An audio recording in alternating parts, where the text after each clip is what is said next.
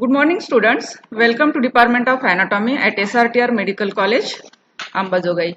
In previous lecture, we have seen about medulla oblongata. In today's lecture, we will see about pons. Objectives for today's lecture: to study external features of pons, to study internal features of pons, and they are studied by taking transverse section at two levels. First, at the level of facial colliculus, that is at the lower level, and second section, that is at the upper level, that is at the level of motor and sensory nucleus of trigeminal nerve. Then blood supply and its applied aspect. So meaning of pons, in Latin it is called as bridge, and as we know, bridge is the structure that is built across river, road or railway. That means this bridge, it connects two sides of river or railway, and it allows people and vehicles to cross from one side to other side, and like that pons, it connects midbrain with the hindbrain, that is medulla and cerebellum. It also connects two cerebellar hemispheres in the median plane through middle cerebellar peduncle. Pons, it forms conduit for the passage of impulses between medulla and midbrain, and it also allows passage of impulses from one side of cerebellum to the other side of cerebellum. This pons, it is the part of brainstem situated between medulla below and midbrain above, present in posterior cranial fossa on ciliaus anterior to cerebellum. Here in this figure you can see. So this figure, it is the sagittal section of this brain, which shows that is the cerebrum, medial surface of that cerebral hemisphere, then diencephalon, midbrain, pons and medulla, and posterior to this pons there is the cerebellum. So this pons, it is situated anterior to this cerebellum. It gives attachment to 5th to 6th cranial nerves. So various nuclei which are of these cranial nerves, they are present within this pons. Pons, it forms the conduit for the passage of impulses, that is between medulla and the midbrain, and also passage of impulses between two cerebellar hemispheres through the middle cerebellar peduncle. It is derived, pons is derived from metencephalon. It is about 2.5 centimeter in length. Functions of pons: it connects medulla and midbrain, and it also connects two cerebellar hemispheres in the median plane. Then it transmits information between spinal cord medulla and higher centers in the brain via neural circuits or via ascending and descending tracts.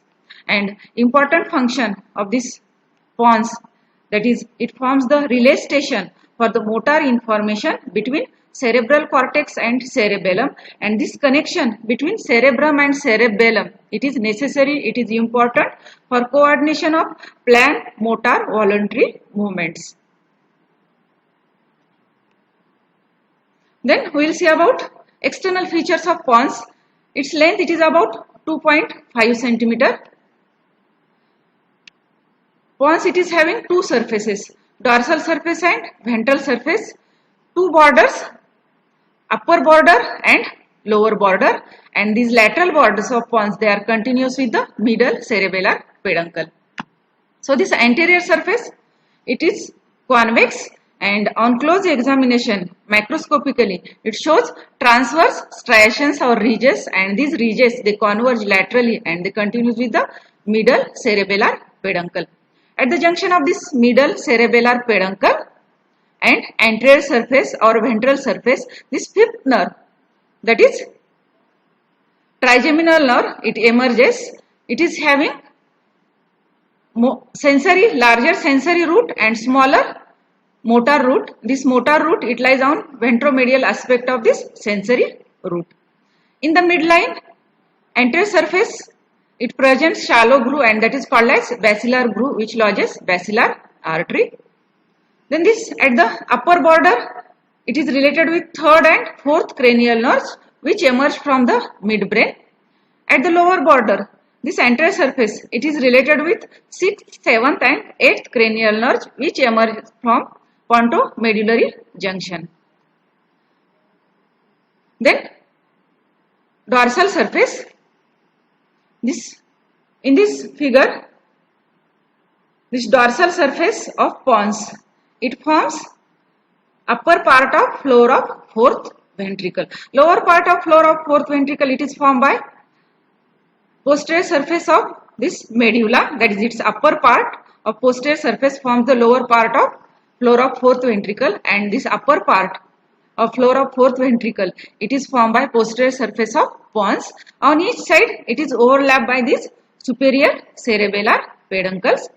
In the midline, on each side, in its lower part, this posterior surface, it shows elevation and that is called as facial colliculus, beneath which abducent nerve nucleus is present. Lateral to this facial colliculus, there is vestibular area, and beneath this vestibular area, there lies the vestibular nuclei. Then on posterior aspect, there is one space that is called as cerebellopontine angle, and this cerebellopontine angle, it is nothing but the space between this pons and the cerebellum, and the structures present in this space, that is at this cerebellopontine angle, that is these are the flocculus of cerebellum, then 8th and 7th cranial nerves and the choroid plexus of 4th ventricle. And this cerebellopontine angle, it is having clinical importance, we will see later on. This diagram, it shows both surfaces, anterior surface.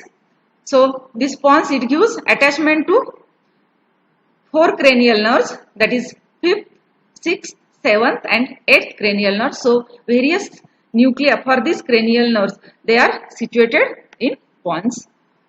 Then this is posterior surface of pons which forms the upper part of floor of 4th ventricle. Now we will see about internal structure of pons. Internal structure of pons, it is studied by taking transverse sections at 2 levels, that is transverse section at the lower part of pons. Here it is printed as a medulla, but it is the pons. So first transverse section, it is taken at the lower part of pons, that is at the level of facial colliculus, and second transverse section, it is taken at the level of lower part, that is at the upper part, that is at the motor and sensory nucleus of trigeminal nerve. So it is studied by taking transverse section first at the lower part at the facial colliculus and second at the upper part at the motor and sensory nucleus of trigeminal nerve. So first we will see about transverse section through the lower part, that is at the level of that facial colliculus. In transverse section, pons, it is divided into anterior part, and this anterior part is called as basilar part and posterior part is called as tegmentum or tegmental part. This basilar part, it is having same structure throughout the pons, that means this basilar part having the same structure at upper level as well as lower level, but this tegmental part, it is having different structure. So first we will see about this basilar part of pons, that is the ventral part of the pons. This ventral part or the basilar part of the pons, below it is continuous with the pyramid of medulla, and above it is continuous with the crus cerebri of midbrain. On each side, it is continuous with the middle cerebellar peduncle. This basilar part, it shows longitudinally running fibers and the transversely running fibers, and intermingled within these fibers there are the pontine nuclei. These longitudinal fibers which descend downward from the crus cerebri of the midbrain into the basilar part of the pons, and these longitudinal fibers, they are of 3 types of fibers. First, corticospinal fibers, and these corticospinal fibers, they descend downward from the middle 3/5 of the crus cerebri of the midbrain. They descend in the basilar part of pons and then they descend downward in the pyramid of medulla. Then second type of fibers, that is the corticonuclear fibers. They again descend from this middle 3/5 of the crus cerebri, and these corticonuclear fibers, they terminate in the various cranial nerve nuclei in the pons. Some fibers, they descend downward in the medulla and they terminate in the cranial nerve nuclei in the medulla on contralateral side. And third type of fibers, descending fibers, and these are the corticopontine fibers. And these corticopontine fibers, they arise from the all lobes of the cerebrum, that is frontal lobe, parietal lobe, temporal lobe and the occipital lobe. So fibers arising from the cortex of all these three lobes, they descend through that corona radiata, then through the internal capsule and then through the crus cerebri. In the crus cerebri, these corticopontine fibers, they are present on the medial 1/5 and lateral 1/5 part of the crus cerebri.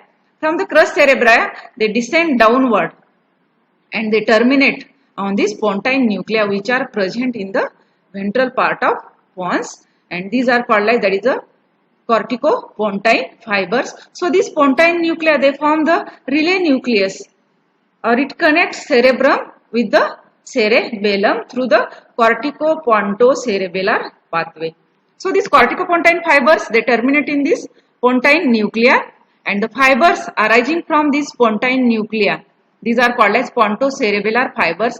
These fibers, they cross to the opposite side and they enters into the contralateral middle cerebellar peduncle and they terminate in cerebellum of contralateral side. So this is the corticopontocerebellar pathway, and through this pathway, this cerebrum and cerebellum, they work as a single unit to produce coordinated voluntary movements. If there is any disturbance in this pathway, that is the corticopontocerebellar pathway, then that leads to incoordinated voluntary movements.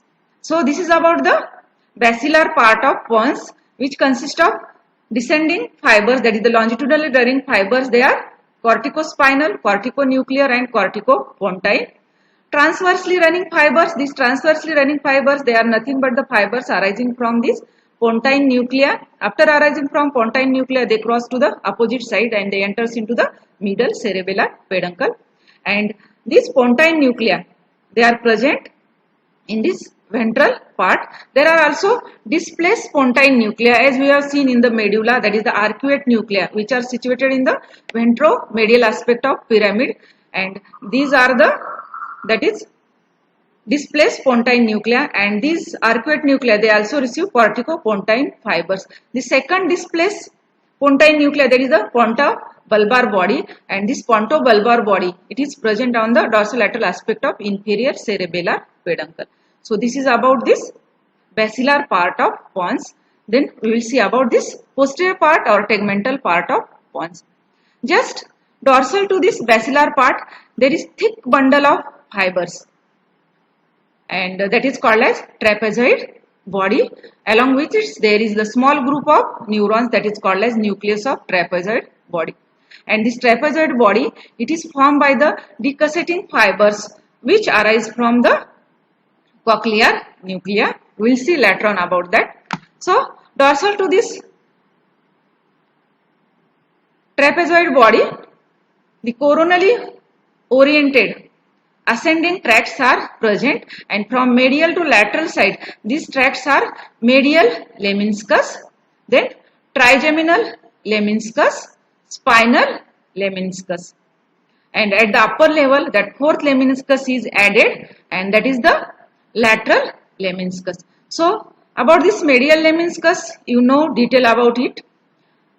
In this diagram, you see this medial lemniscus. Within this medial lemniscus, there is the anterоспinothalamic tract is joined. According to some authors, this anterоспinothalamic tract, which carries sensation of root touch and pressure from the contralateral side, and that joins with this it joins with this medial lemniscus. According to some authors, that anterоспinothalamic and lateral spinothalamic tracts, they joins and they form the spinal lemniscus. So in this diagram, that anterоспinothalamic tract, it is joined with this medial lemniscus. Then lateral to this medial lemniscus there is the trigeminal lemniscus, and this trigeminal lemniscus, it is formed by the fibers arising from the nucleus, spinal nucleus or nucleus of spinal tract of trigeminal nerve of contralateral side.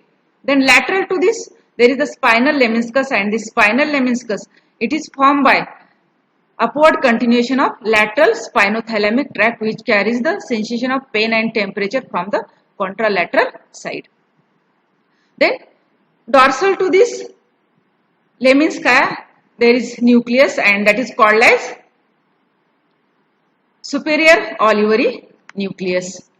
So this superior olivary nucleus, it is the complex in which there are principal superior olivary nucleus, accessory superior olivary nucleus, and retro olivary nucleus. And this superior olivary nuclei, this act as a relay nuclei in the auditory pathway. We will see later on about this. This retro olivary nucleus, which is present in this olivary nuclear complex, it receives descending fibers from the auditory cortex and inferior colliculus, and fibers arising from this retroolivary nucleus, they descend through that cochlear nerve and they terminate in relation with the hair cells in the organ of Corti, and these fibers, they play important role in the neural sharpening. Then in the dorsal to this medial lemniscus along this midline, there are various tracts present from ventral to dorsal side. These are the rubrospinal, tectospinal tracts. You know detail about this now.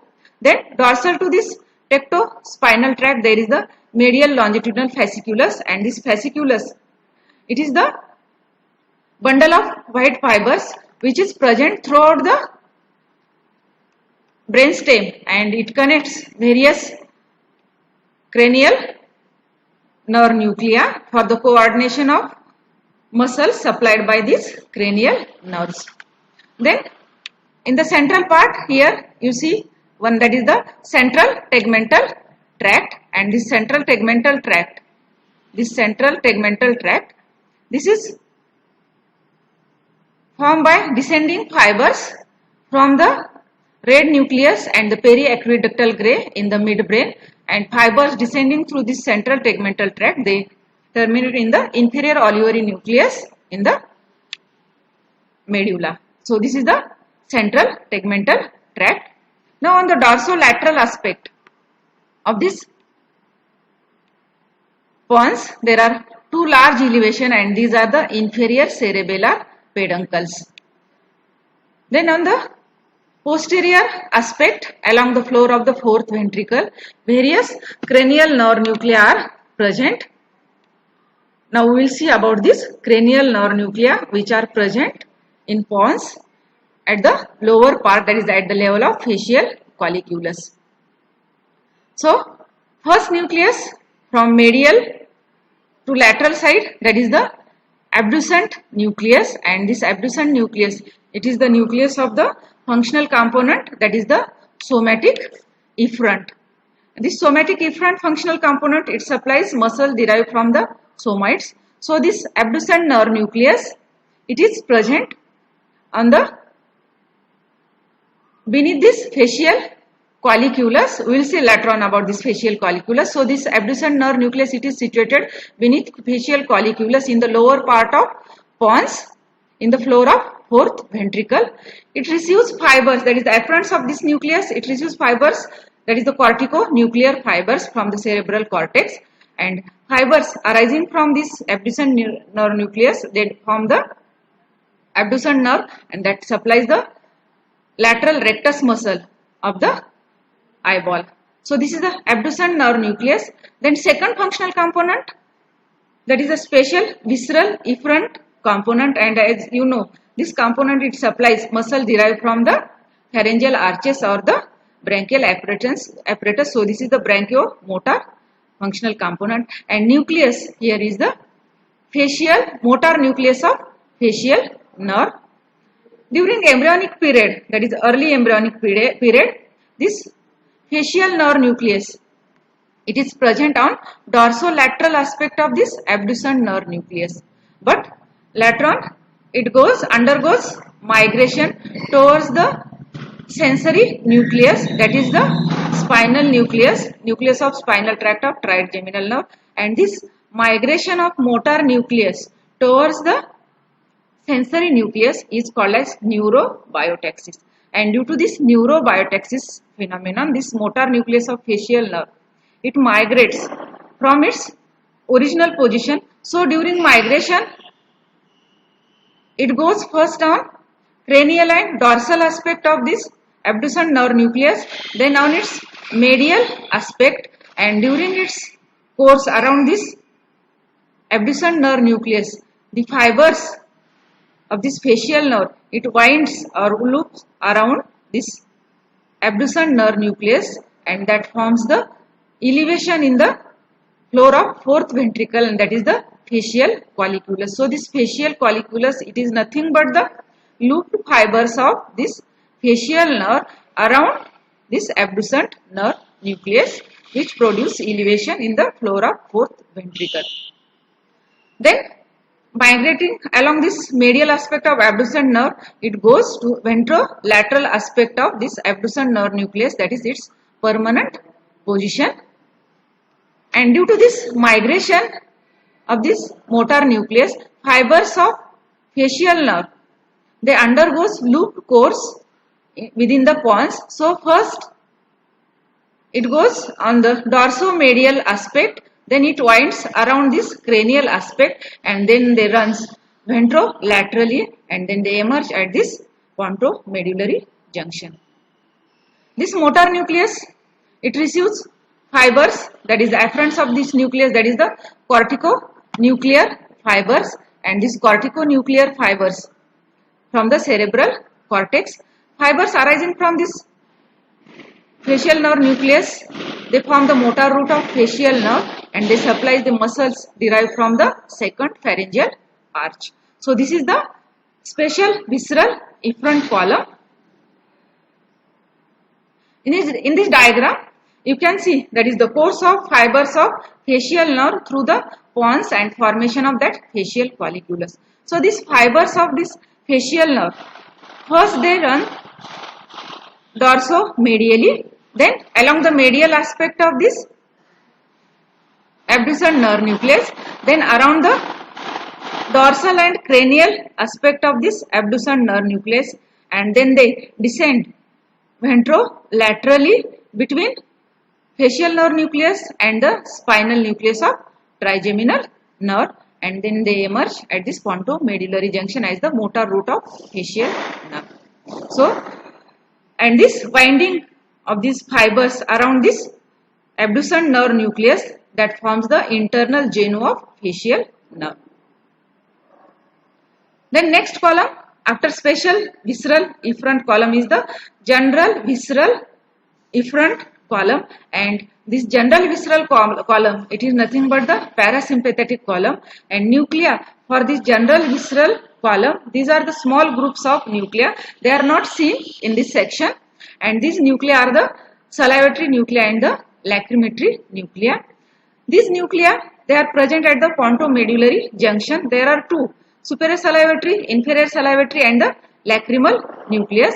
So this superior salivatory and the lacrimatory nuclei, fibers arising from these nuclei, they enters into the facial nerve, and these are the preganglionic fibers, and through the facial nerve they go and terminate or relay in the ganglia, that is the submandibular ganglia and the pterygopalatine ganglia, and postganglionic fibers arising from these ganglia, they supply secretomotor fibers to the submandibular and sublingual salivary glands, lacrimal gland, pharyngeal glands, nasal glands, and palatine glands. So these superior and inferior salivatory nuclei, they give rise to secretomotor fibers to these glands.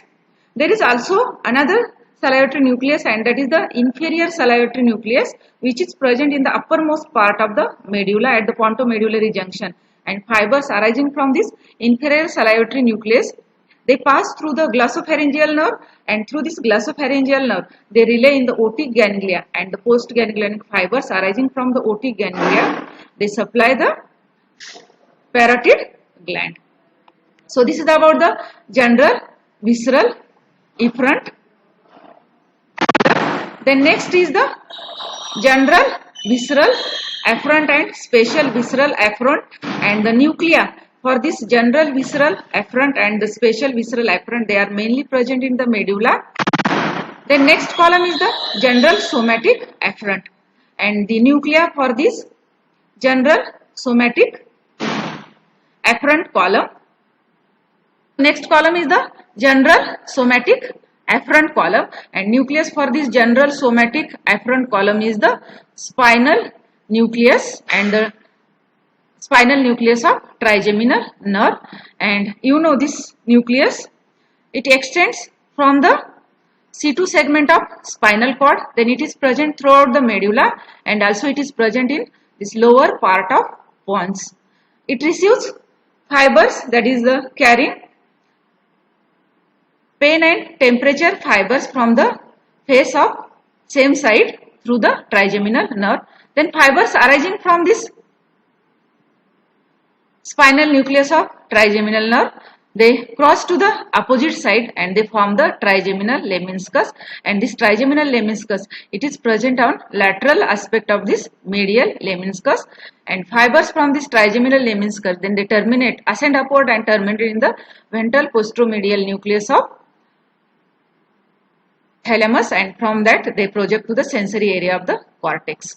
So this is about the general somatic afferent column. And last functional component or last functional column, that is the spatial somatic afferent column, and the nuclei for this spatial somatic afferent column, these are the cochlear and vestibular nuclei.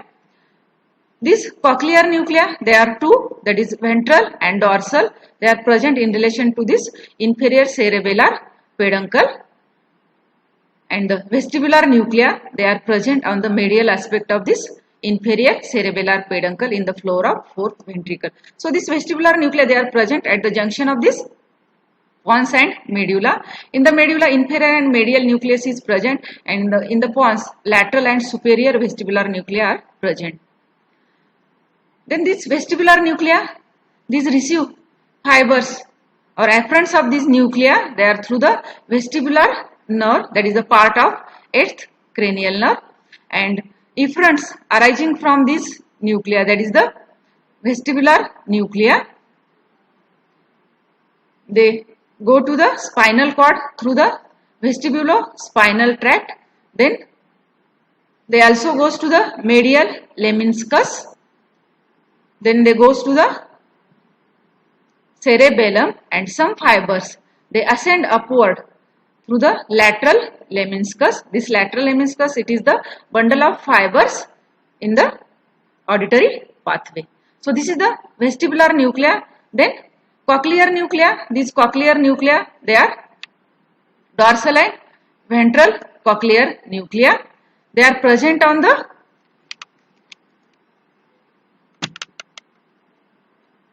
dorsal and ventral aspect of this inferior cerebellar peduncle. These cochlear nuclei, they receive fibers from the cochlear nerve, and this cochlear nerve, it carries the auditory sensation from the internal ear, that is from the organ of Corti. So spiral ganglia, which is present in this internal ear, peripheral process of that spiral ganglia, they end in relation with the hair cells of that organ of Corti. Then auditory impulses, they are carried by these peripheral processes, then through the central processes, and this central process of that spiral ganglia, that forms the cochlear nerve, and these cochlear nerve fibers, then they relay in this cochlear nuclei. So these cochlear nuclei, they act as a second order neurons. First order neurons, they are present in the spiral ganglia. Then fibers arising from these cochlear nuclei, they form the acoustic stria, that is the ventral, dorsal and intermediate acoustic stria. These stria, they are nothing but the fibers arising from this cochlear nuclei. They decussate with the similar fibers from the opposite side in the trapezoid body.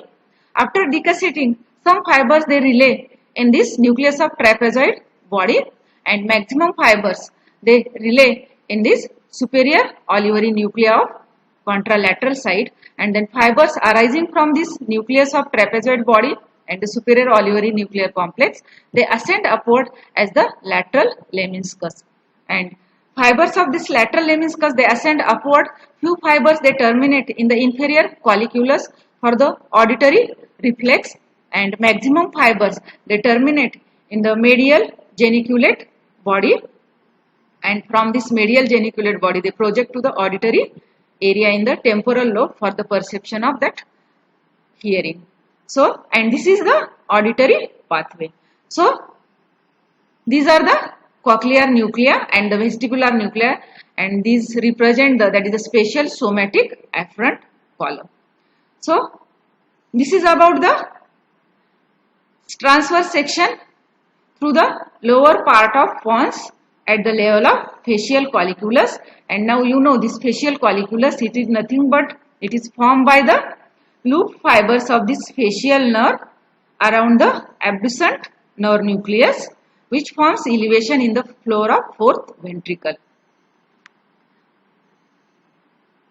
Then next section we will see about transverse section through the upper part of pons, that is at the level of motor nucleus of trigeminal nerve and the principal sensory nucleus of trigeminal nerve. Again, this transverse section, anteriorly there is the basilar part, and this basilar part it is having the same structure as that of the lower level we have studied already. Then this tegmental part, all ascending fibers they are same, that is dorsal to basilar part there is medial lemniscus, then trigeminal lemniscus, spinal lemniscus, and laterally there is another lemniscus added, that is the lateral lemniscus, and you know this lateral lemniscus, it is the bundle of fibers in the auditory pathway which is formed by the fibers arising from that nucleus of trapezoid body and the superior olivary nuclei. Then two nuclei, new nuclei appear here, that is the main or principal sensory nucleus of trigeminal nerve and the motor nucleus of trigeminal nerve. This main sensory or principal sensory nucleus of trigeminal nerve, it receives sensations, that is the mainly the touch and pressure sensation from the same side of the face through the trigeminal nerve, and the fibers arising from this sensory nucleus they cross to the opposite side as a ventral trigeminothalamic tract, and they joins with the trigeminal lemniscus, and along with trigeminal lemniscus they ascend upward and terminate in the ventral posteromedial nucleus of thalamus. Then next nucleus, that is the motor nucleus of trigeminal nerve, which is present on the ventromedial aspect of this sensory nucleus, and this motor nucleus of trigeminal nerve it represents the spatial visceral efferent column. That means fibers arising from this nucleus they supply the muscles derived from the pharyngeal arches. So this motor nucleus of trigeminal nerve it receives fiber, that is the corticonuclear fibers from the cerebral cortex of the contralateral side, and the fibers arising from this nucleus they form the motor root of the trigeminal nerve, and then they supply muscles derived from the first pharyngeal arch. So this is about the motor nucleus of trigeminal nerve. Now on the dorsolateral aspect, two large bodies or thick bundles of white fibers are present, and these are called as superior cerebellar peduncles, and within this superior cerebellar peduncle, that is the ventral spinocerebellar tract is joined, because this ventral spinocerebellar tract it enters into the superior cerebellar peduncle and then it terminates in the cerebellum. Inferior that is dorsal spinocerebellar tract that enters into the inferior cerebellar peduncle in the medulla, and ventral spinocerebellar tract it enters into the superior cerebellar peduncle. Then on the posterior aspect, that cavity of fourth ventricle it is enclosed within this pons, which is bounded on each side on dorsolateral aspect by the superior cerebellar peduncles, and roof of this cavity it is formed by the superior medullary velum. So this part, this is the superior medullary velum, which forms the roof of that fourth ventricle. So this is the structure of pons at the at the upper level of pons, that is at the level of principal sensory nucleus and the motor nucleus of trigeminal nerve. This diagram shows the various nuclei of trigeminal nerve. So this trigeminal nerve, it is having 3 sensory nuclei and 1 motor nucleus. This longitudinal nucleus, it is the nucleus of spinal tract of trigeminal nerve, which is present from the C2 segment of spinal cord, then throughout the medulla and in the lower part of the pons. Then second nucleus is the principal sensory nucleus, which is present in the upper part of the pons, and third nucleus, that is the mesencephalic nucleus, which is present in the midbrain, and the fourth nucleus, that is the red colored nucleus, and that is the motor nucleus of the trigeminal nerve. So these are the various motor and sensory nuclei of trigeminal nerve. This diagram, it shows the sensations received by this sensory nuclei of trigeminal nerve. So this nucleus of spinal tract of trigeminal nerve, mainly it receives pain and temperature fibers from the same side of the face. Then this principal sensory nucleus, it receives mainly touch and pressure fibers from the same side of the face, and this mesencephalic nucleus, it receives, that is the proprioceptive fibers from the muscles of mastication, muscles of face, and the extraocular muscles. Now in this diagram you see this mesencephalic nucleus, neurons of this nucleus, they are the first order neurons, and the neurons of this principal sensory nucleus and the spinal nucleus, they are the second order neurons. First order neurons, for these nuclei, they are present in the trigeminal ganglia, which is present in the trigeminal KO, which is present on the superior aspect of petrous part of temporal bone. So this is about the sensations received by the various sensory nuclei of the trigeminal nerve. So this trigeminal nerve, it receives sensations, these nuclei, they receive sensations from the ipsilateral side of the face. This diagram, it shows, that is the various divisions of the trigeminal nerve carries the sensations from the same side of the face, that is the ophthalmic nerve, maxillary nerve, and the mandibular nerve. These 3 divisions, they carry sensations from the same side of the face. Then, so these nerves, sensory fibers of these nerves, they are the peripheral processes of the neurons which are situated in the trigeminal ganglia. Then these central processes, they enters into the brainstem and they relay in this sensory nuclei of the trigeminal nerve. Next we will see about the blood supply of pons. So this pons, it is supplied by the pontine branches of the basilar artery. So this basilar artery, which is present on the basilar groove, which is present on ventral surface of pons along the midline. So maximum blood supply, it is through the pontine branches, and these pontine branches, they are the paramedian branches, that means they supply the part near the midline. They are also short and long circumferential branches that supply the lateral and dorsal aspect of the pons. Pons, it is also supplied by this anterior inferior cerebellar artery and the superior cerebellar artery. Venous drainage of pons, it is drained into the mainly into inferior petrosal sinus, transverse sinus, and the basilar venous plexus. Now we will see about the clinical anatomy or applied aspect of pons. So first is the pontine hemorrhage. That is the hemorrhage in the pons, that is called as pontine hemorrhage, and it is mainly due to the chronic uncontrolled systemic hypertensions, and this pontine hemorrhage, it is always fatal, and that leads to the damage in the structures which are present in the pons, and that leads to the signs and symptoms. So there is bilateral paralysis of face and the limb, all 4 limbs muscles. due to involvement of seventh nerve nucleus and the all corticospinal fibers.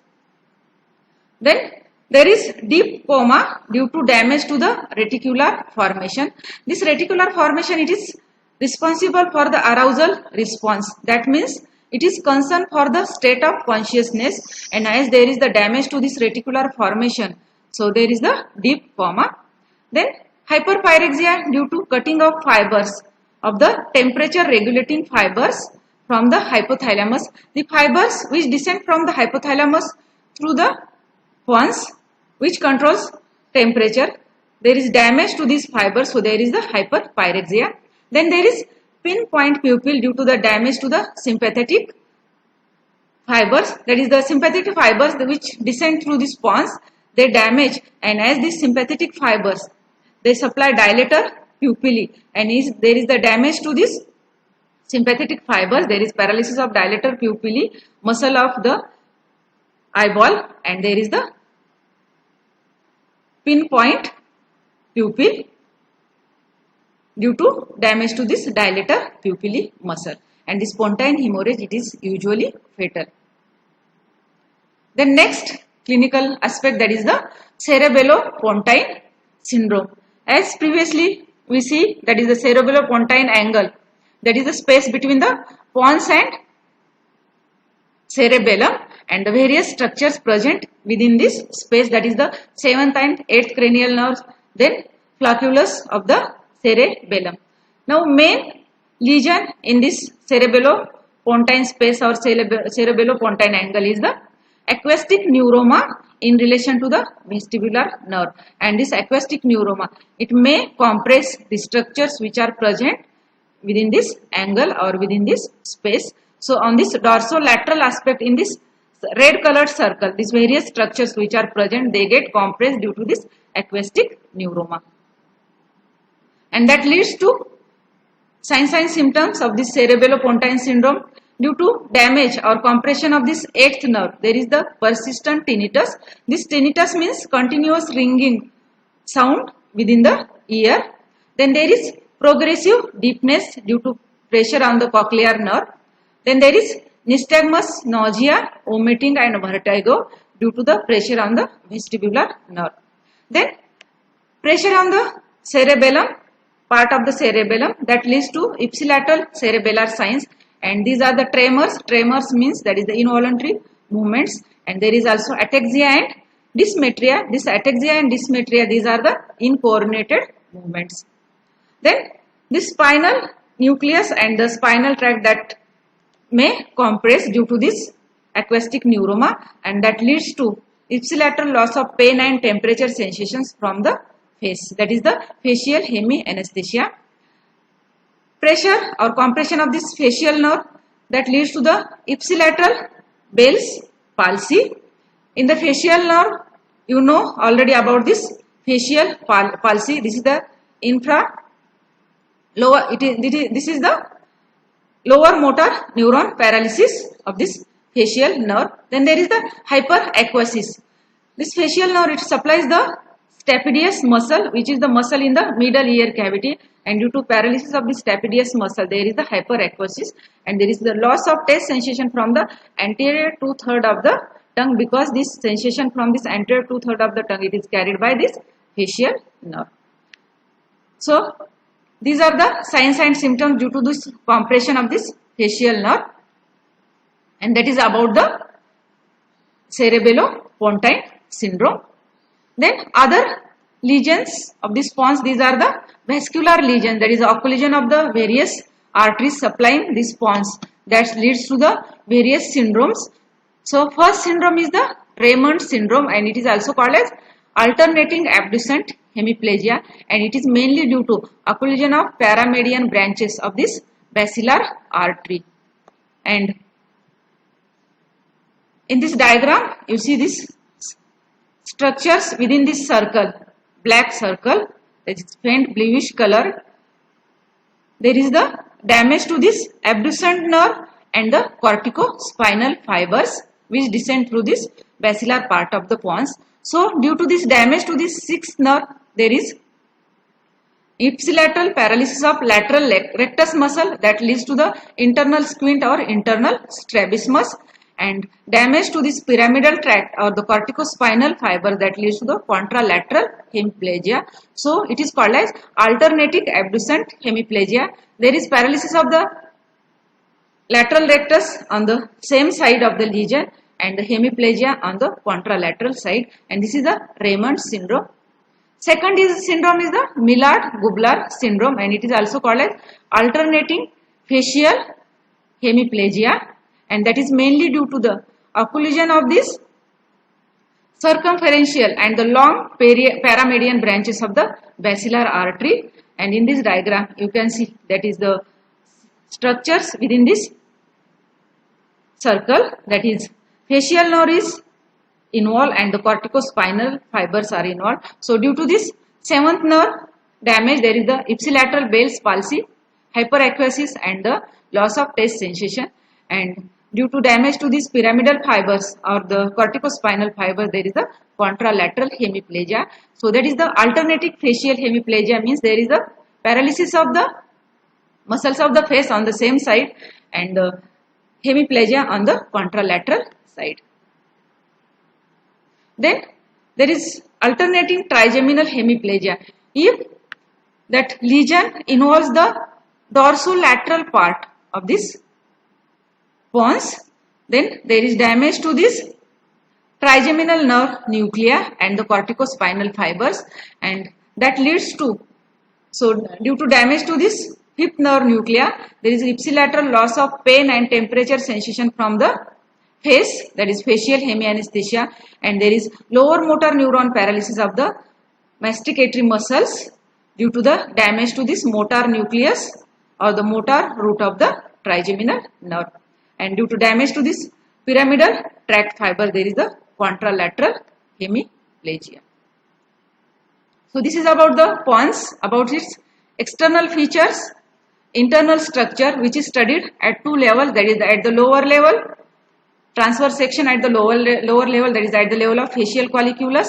Then second section at the upper level, that is at the level of motor nucleus and the sensory nucleus of trigeminal nerve, its blood supply and the clinical aspect of pons. So this is all about the pons. In the next lecture we will see about midbrain.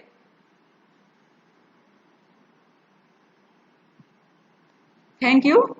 Have a good day.